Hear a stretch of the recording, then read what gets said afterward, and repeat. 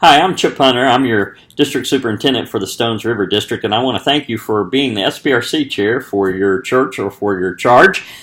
Each fall, we talk about pastors' compensation, and you'll be having those discussions, I'm sure, in your SPRC meetings, if not already, pretty soon. We do that because we have charge conferences in September, October, November, and the first part of December, and that's where we approve the clergy compensation.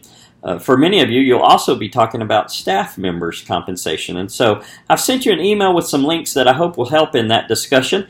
The first link that you'll find there is minimum salary for licensed local and for elders. And I just want to remind you that that's a minimum and not an average. The second link you'll find there is about cost of living, and I would invite you to look at that link and also look at information online about cost of living so that you can ensure that your pastor is having at least the same buying power, if not maybe a little more, as it relates to very important products that they need, medicine, food, services for their family.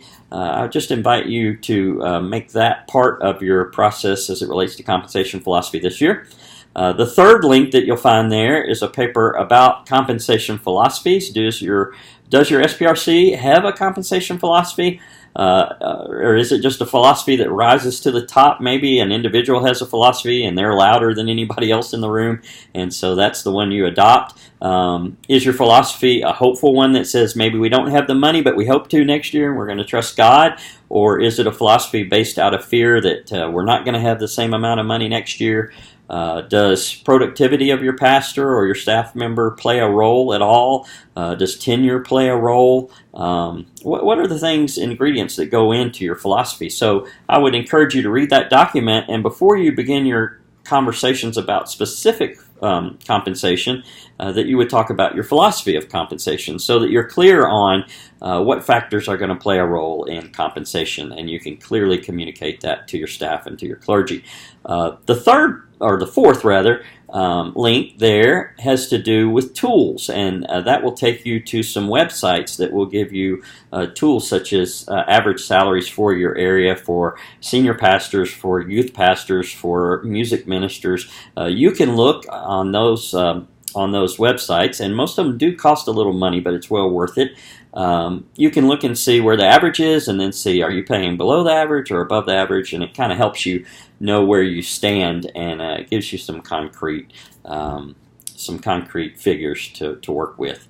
I thank you for what you're doing. If you have any questions, please feel free to contact the district office. I'm certainly not an expert in HR issues. I was trained theologically and not in HR.